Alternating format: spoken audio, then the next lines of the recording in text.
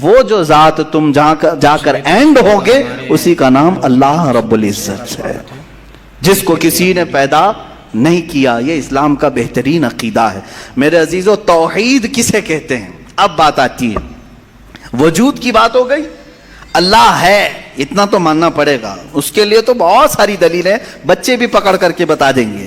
ایک خاتون، ہم نے بچپن میں پڑھا تھا، ایک بوڑھی عورت چرخہ سل رہی تھی، اس سے جا کر کسی نے پوچھا کہ اللہ ہے کہ نہیں ہے، تو اس نے کہا ہے۔ کیا دلیل ہے؟ کہا یہ میرا چرخہ جو سل رہا ہوں اسی یہی دلیل ہے اللہ کی۔ کہا کہ کیسے؟ کہا یہ چرخہ، اس سے کپڑے سلتی ہوں، جب تک میں چلاتی نہیں یہ سلتا نہیں، مشین سلتی نہیں ہے کپڑے، اسی سے میں نے یہ یقین کر لیا کہ میرا چرخہ میرے چلائے بغیر نہیں چلتا، تو نظام کائنات پورا بغیر چلائے کیسے چلے گا؟ کوئی تو ہے۔ یہ ہو گئی بات وجود کی، کوئی تو ہے۔ اب آتی ہے توحید کی بات، کوئی تو ہے، اب ہمیں یہ بتانا ہے ایک ہی ہے۔ کوئی تو ہے لیکن وہ جو ہے وہ ایک ہی ہے۔ یہاں پر بھی ہمیں اسلام نے جو فلسفہ دیا ہے، قانون دیا، وہ بہت ہی پیارا ہے۔ اس کی وجہ کیا ہے میرے عزیزو؟ چلو اب ہم توحید کی طرف آتے ہیں۔ توحید کہتے ہیں ایک ماننا، ایک ماننا۔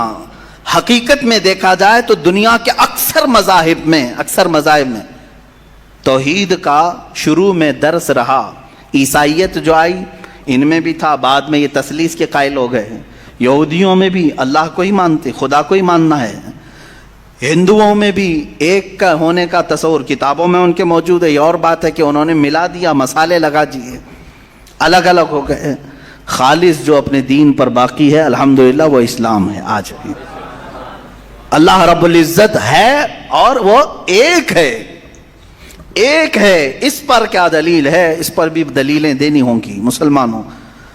عقلی دلیلیں بھی ہیں، نقلی دلیلیں بھی ہیں۔ نقلی دلیلیں ہمارے لیے، نقلی کا مطلب ہوا کسی جگہ سے ثابت ہے، قرآن سے، حدیث سے یہ ثابت ہے تو یہ نقلی دلیل۔ عقلی جو عقل بھی جس کو تسلیم کرے، عقل جس کو ایکسیپٹ کرے، وہ کیا ہے؟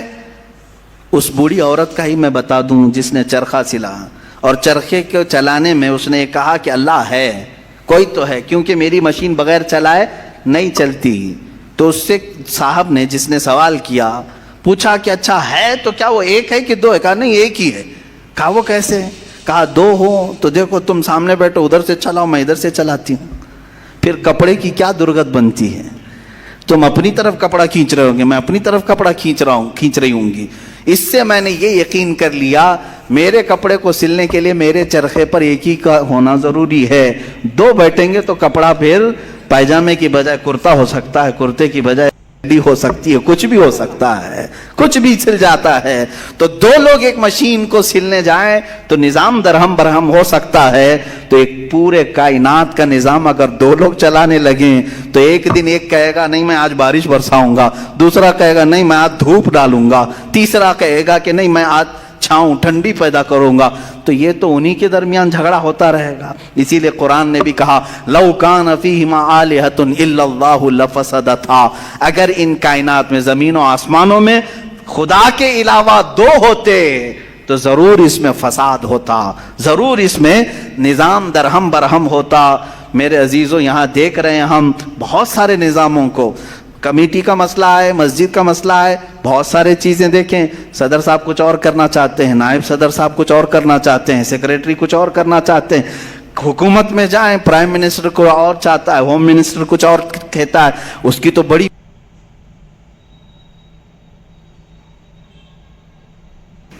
پتہ ہی نہیں ہے، لیکن نظام ایک ملک کا چلا رہے ہیں، ایک ملک کا چلا رہے ہیں۔ فساد اسی لیے ہو رہا ہے، فساد اسی لیے ہوتا ہے، اور ان کو پتہ بھی نہیں رہتا، وہ بھاشن میں کچھ اور بول کے آئے، یہ پارلیمنٹ میں کچھ اور بول کے آیا۔ یہ سب ہماری مثالیں جو میں آپ کو پیش کر رہا ہوں دیکھ کر کے سمجھنے کے لیے، ایک سے زیادہ جب ہوتے ہیں تو عقلوں کا ملنا ضروری نہیں، ہر ایک کی عقل الگ الگ چل سکتی ہے۔ اب آئیے، کوئی کہہ سکتا ہے نہیں بھائی اتحاد سے بھی تو کام ہو سکتا ہے، یونٹی سے بھی تو کام ہوتا ہے، کچھ جگہ ہوتا ہے نا۔ کوئی اگر کہے کہ خدا ایک نہیں دو ہیں اور دونوں مل کے کام کرتے ہیں، دونوں مل کے کام کرتے ہیں، تو اب میں آپ کو کہتا ہوں ایک نمبر والا خدا وہ کہتا ہے آج بارش برساؤں گا، دو نمبر والا اگر اتحاد کرتا ہے اور کہتا ہے کہ نہیں ہاں تو جو کرے گا وہی میں کرتا ہوں. تو یہاں پر قانون یہ تفسیر میں فرمائے گا دوسرا والا تو عاجز ہو گیا, سبھی دوستوں کا ہمارے وہ مختار نہیں ہے پھر فیصلہ لینے میں. اور عاجز جو ہوتا ہے وہ خدا نہیں ہوتا, خدا وہی ہوتا ہے جو مالک و مختار ہے, جو خود فیصلے لے گا اور اس میں کسی کو شریک نہیں کرے گا. تو اگر دوسرا والا مان گیا اس کی تو وہ خود عاجز ہو گیا, اس کی اپنی نہیں چلی. دوسرے دن دوسرا چلایا اور پہلے والا راضی ہو گیا تو پہلا عاجز ہو گیا. تو خدا عاجز نہیں ہو سکتا, یہ ہمارا عقیدہ ہے. خدا وہی ہے جو قادر مطلق ہے, قادر مطلق ہر چیز پر وہ خود فیصلے لیتا ہے, خود ہی اختیار رکھتا ہے. الحمدللہ اسلام کو اتنا پاک و صاف رکھا گیا ہے. خدا کا جو عقیدہ ہے ہمارے ہاں, عقیدہ توحید ہے, وہ انسان کے ذہن کو بھی پاک و صاف کرتا ہے, انسان کا ذہن بھی پاک و صاف رہتا ہے.